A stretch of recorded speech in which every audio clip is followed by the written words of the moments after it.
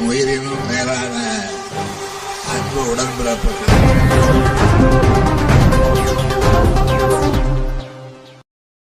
தேர்தல் வாக்குறுதி தந்தால் நிறைவேற்றக்கூடிய ஒரே தலைவர் முன்னாள் முதல்வர் கருணாநிதி. தற்போதைய முதல்வர் மு.க.ஸ்டாலின். அமைச்சர் அன்பரசன் பேசினார். ஆலந்தூர் சட்டமன்ற தொகுதிக்கு உட்பட்ட கூவூர் ஊராட்சியில் சமத்துவ பொங்கல் விழாவை முன்னிட்டு நடைபெற்ற கோலப் போட்டி மற்றும் பல்வேறு நிகழ்ச்சியில் வெற்றி பெற்றவர்களுக்கு பரிசு வழங்கும் விழா மற்றும் பொதுமக்களுக்கு நலத்திட்ட உதவிகள் வழங்கும் விழா நடைபெற்றது.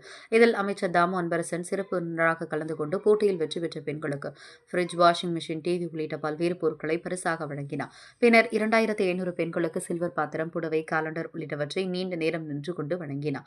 மேடை முழுவதும் பாத்திரங்கள், வாஷிங் மிஷின், ஃப்ரிட்ஜ், டிவி உள்ளிட்ட பொருட்கள் அடுக்கி வைக்கப்பட்டிருந்தது. பாத்திரக்கடை இங்கு வந்தது போல பிரம்மாண்டமாக காட்சியளித்தது. இதையடுத்து அமைச்சர் தாமு அன்பரசன் பேசுகையில், திமுக தற்போது ஆட்சியில் இருந்தது 3½ ஆண்டுதான். அதற்குள் கொரோனா, வெள்ளம் உள்ளிட்டவை வந்தது. கடந்த அதிமுக ஆட்சி காலத்தில் கொடுத்த வாக்குறுதிகள் எதையும் அவர்கள் நிறைவேற்றவில்லை. தேர்தல் வாக்குறுதி தந்தால் நிறைவேற்றக்கூடிய ஒரே தலைவர் முன்னாள் முதல்வர் கருணாநிதி அவருக்கு பிறகு தற்போதைய முதல்வர் மு.க.ஸ்டாலின் என தெரிவித்தார்.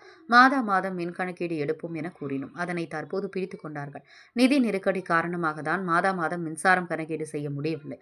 அப்படி செய்தால் 6000 பணியாளர்கள் தேவைப்படுவார்கள். வரும் காலங்களில் முதல்வர் அதனை செய்து முடிப்பார் என தெரிவித்தார். நண்பர்களே, வருகை தந்திருக்கிற அனைவருக்கும் என்னுடைய அன்பான வணக்கம்.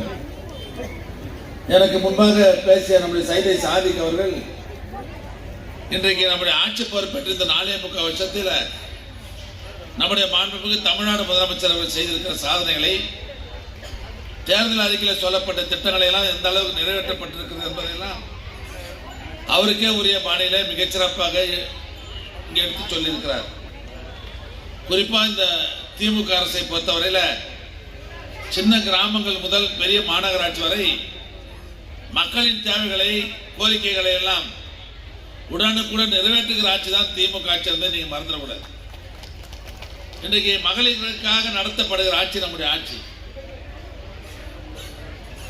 தேர்தல் அறிக்கையில் சொன்ன 100% வாக்குறுதிகளில் 90% வாக்குறுதிகளை நிறைவேற்றி இன்றைக்கு நாட்டு மக்களின் பேரன்பை பெற்ற, இந்தியாவிலே சூப்பர் ஸ்டேட் என்ற தகுதியை தமிழ்நாட்டுக்கு பெற்று தந்த ஒரே தலைவர் நம்முடைய மாண்புமிகு தமிழ்நாடு முதலமைச்சர் அவர் மட்டும்தான் என்பதை நீங்கள் புரிந்து கொள்ள வேண்டும்.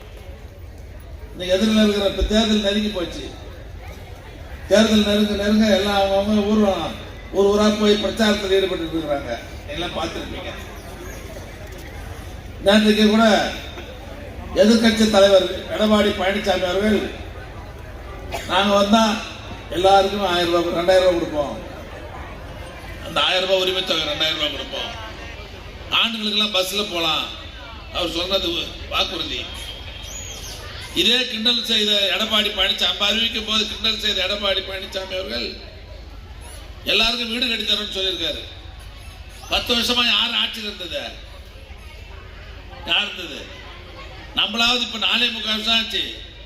இந்த 4.25 வருஷத்துல ஆட்சி நடத்துறதே 3 வருஷம் தான் நடத்திருக்கிறோம்.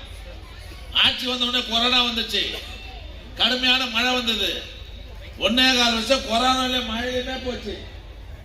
நம்ம ஆட்சி நடத்துறதே 3 வருஷம் 3.25 வருஷம் தான். ஆக இந்த 3.25 வருஷத்திலேயே சொல்லப்பட்ட திட்டங்களை எல்லாம் நிறைவேற்றி தந்திருக்கிற ஆட்சி திமுக ஆட்சி. நீ 10 வருஷமா ஆட்சியில் இருக்கிற போது ஏன் வீடு கட்டி தரதான உனக்கு யார் வரான்னா?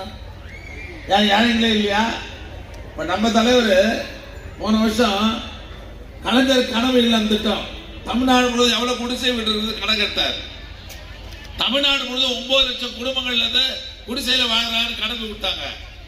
போன வருஷம் 3500 கோடி ரூபாய் ஒதுக்கீடு பண்ணி இந்த ஆண்டு 1 லட்சம் வீடுகள் கட்டப்படும் என்று அறிவித்து, இன்னைக்கு கலைஞர் கனவு இல்லைன்ற திட்டத்தில் 1 லட்சம் வீடுகளை கட்டித்தந்த தலைவர் நம்முடைய முதலமைச்சர் அவர்கள். சுதாகர் இந்த ஊர்ல மட்டும் யாரும் கட்டி கொடுத்திருக்கிறார்? வீடு நம்ம ஊர்ல மட்டும் கட்டியிருக்கோம். ஒவ்வொரு ஊர்லயும் 25 வீடு, 30 வீடு, 40 வீடு தமிழ்நாடு முழுவதும் இருக்கிற அந்த 12,000 கிராமங்கள்லயும் 1 லட்சம் வீடுகளை கட்டித்தந்த தலைவர் நம்முடைய முதலமைச்சர். 10 வருஷத்துல ஆட்சியில் இருந்துன்னு வீடே கட்டித்தராம இப்ப நான் வீடு கட்டித்தரேன் நியாயமா?